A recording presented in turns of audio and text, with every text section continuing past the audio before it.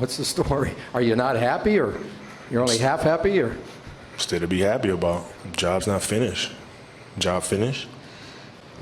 I don't think so. I love Nami's fit. Nami's fit it's delicious. It's a New York style cheesecake with cinnamon. You just can't go wrong. 1, 2. I love seeing Garb covered in all those chains. Like he's Tai Lung from Kung Fu Panda 1. Menacing as hell, very intimidating. But number 3, I love seeing Lafitte. He's an op inside of Marine headquarters, the Umit shipyard area, and he is keeping tabs on the mission at hand. Blackbeard, the time is now. It's time to move and do what, Blackbeard? To do what, sir? Oh. Number 4, I love seeing Bonnie with Kuma in original form. She's comfortable. We are seeing the horizon together as promised in chapter 1100. It's a really cool scene between daughter and father. One of the best dads in the verse, unlike the next person, but I'm not gonna lie to you. Number 5, the thing that got me the most moist, I'm using that word very deliberately. Diddy, no diddy, I don't care. Moist was Yassop. Oh, good Lord. We can all appreciate Bartolomeo. I'm gonna drink this poison. You're not gonna take out Luffy. I'll be the one, because I'm in my own decisions to be under his wing, and I won't have him be subject to what's happening with me. So I'll die instead. And he thought he got away scot-free. But Yassop, with that Mamba mentality, the right mentality, job's not finished. Job's not finished. Skadoosh. Oops. Oops, did I just blow it up? Oh my goodness. That's how it's gotta be. It's funny because, the rat poison has now been running rampant, where, hey, if you didn't know, Shanks actually poisoned Whitebeard, and that's why Whitebeard passed away. Shanks also poisoned Goldie Roger. Tried to poison Buggy. He poisoned Mihawk, but Mihawk just tanked it. Of course he did, obviously. The funny thing about all of this is that a lot of times pirates are gonna be pirates. Yeah, pirates are gonna be pirates. Oh, but King, Shanks told Greenbow, are you that afraid of the next era, the new generation? Who was the one that destroyed whose flag? I beg your pardon? Wait a minute now. Whoa, Slugger. We have tens of millions, if not hundreds of millions of lives under our protection, and you want to mess up our operation? You want to mess up our bread? Or I guess because they're all rats, you want to F with our cheese? You want to shut down the cheese factories? Click, click, click, click, click, click. Skadoosh. That's how it's gotta be. If anybody ever pulled up to Wano Country and burned down that flag, I expect whoever you send Luffy to unleash devastation. Yeah, if they're people that are good-natured or good-hearted, okay, we can be a little bit soft. Only a little bit soft, as in like, don't take their lives, don't kill them. But punishment must be served. If that was, let's say, the Strat crew, and it was a different situation with, let's say, a different party, even if Luffy lets that person walk away, I better see Frankie from deep range radical beam that ship into oblivion, and he would. That's right. No. Radical. We gotta teach these punks a lesson. Damn. That's how it's gotta be. Know who you messing with. Bartolomeo has the barrier ability. It didn't save him from that Shanks ass whooping, no. Even though there were so many memes back in the day. Oh, barrier. Oh, there's no way that Shanks can do anything. My thing stopped Odin's sword slash because the old man in the Wano Country Odin flashback could stop. Hockey comparable to Joy Boy.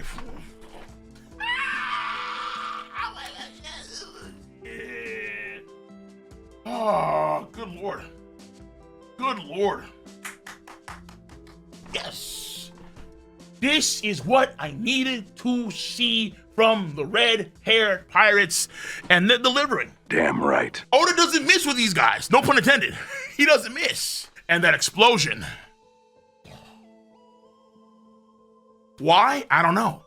Did he jam-pack 15,000 tons of TNT into a single bullet. Exploding hockey bullets sound fun to me, because this thing was a goddamn Bijou bomb. It was a huge explosion. What if, let's say, Yassop could see through the walls like Usopp could on Dressrosa, and he saw the ammunitions and he just hit them? Superman X-ray vision?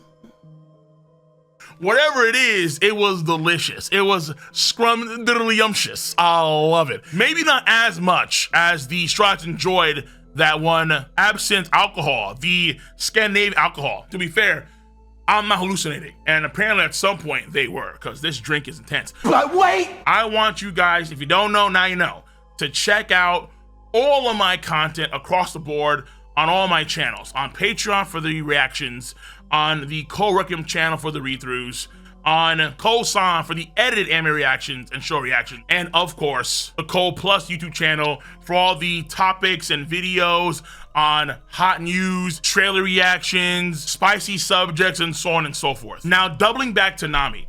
Nami, I think, got captured by a UFO and is on the moon.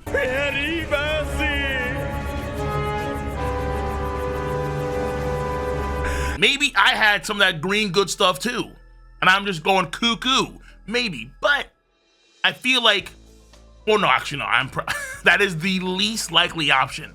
But if you have little robots running around on the moon, maybe this area could fit them nicely, because it feels like it's actually too small for Nami. If you notice that, right? It feels like Nami is too small. Like she herself is a giantess, like she is Gerd or something. The whole thing is Lego Mania themed. Why? Well, number one, because Legos were made in Scandinavia, so that I did not know, but now I know. That's the first thing. The second thing is that she has this Norse clothes on, and the reason why it's unclear, because she could have worn these Norse clothes before her and half of the crew were captured. So obviously half the crew getting captured is like, again, really? Like we're gonna be separating again? Whichever group that Luffy's a part of will get the most focus. The issue is Jinbei and Brook. Jinbei is kind of fresh to the crew. Brook hasn't got any real substance in terms of focus since Whole Cake Island, bro. So once again, Brook is going to be lacking in many regards to other Strat crew members in terms of screen time. Though, to be fair here, last arc, what did Chopper do? Yeah. Nothing! Chopper didn't do a damn thing, but he has time now with the Nami, Chopper, Usopp, Sanji, Zoro, and Luffy clique. Yeah. Because Nami was partying for, let's say, 2 days, and because his absence is a hallucinogenic, what we see for Lego Mania could be, this could all be fake. Who knows? They could be hallucinating right now in real time. Or let's say if it's not, over let's say the past 2 days of partying, Nami could have gotten changed at some point off screen, and then she was already captured while looking like this. The most popular take I did here was the idea that this is actually a dollhouse where Nami got captured by somebody, let's say Loki.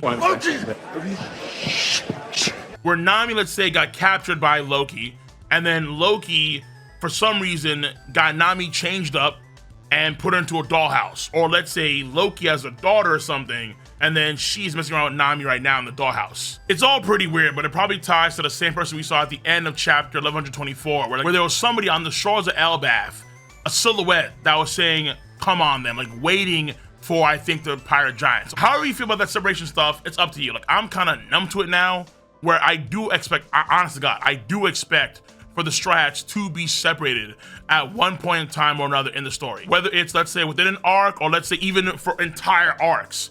Oda has done that before, a lot of times to expedite a lot of the story, because there are so many characters that Oda wants to kind of do and tackle. But if the Strats are there, then they take up time. And so from a writing perspective, when you have so many different characters at play, it makes more sense to divvy up the main cast of characters so we can have them do their own thing, or we have the other newer characters get some love too. That's all Oda's been doing for a while.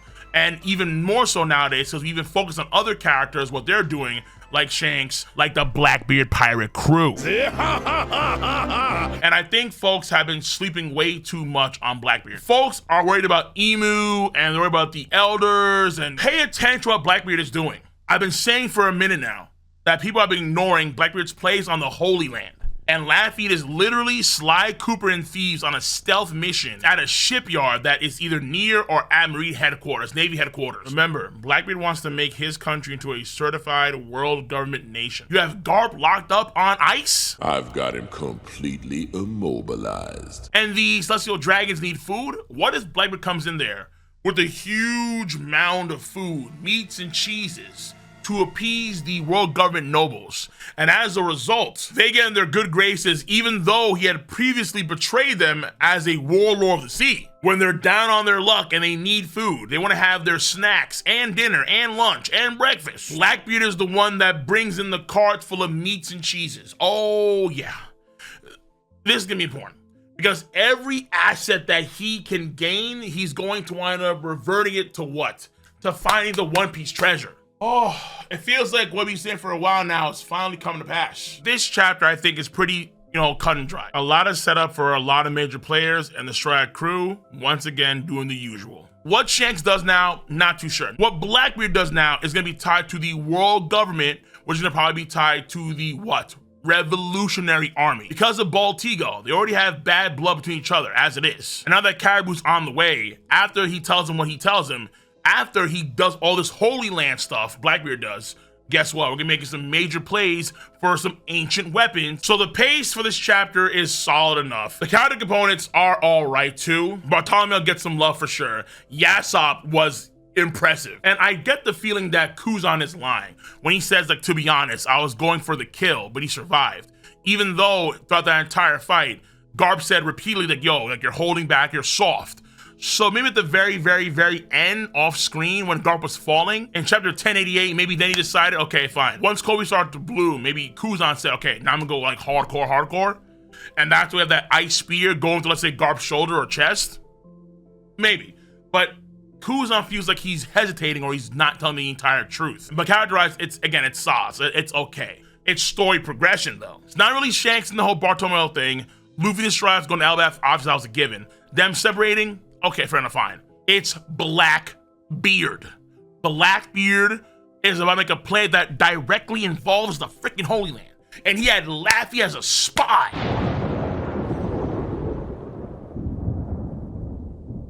Peep game. No. Review is not needed. This chapter, I would say, is like a 7 out of 10. I think it's a good chapter, for damn sure. Mostly set up, but we have to peep Blackbeard's game. Please do. If you stop sleeping on don't worry about Emu. Stop sleeping on Blackbeard's game. So on that note, I'm gonna see you cats later.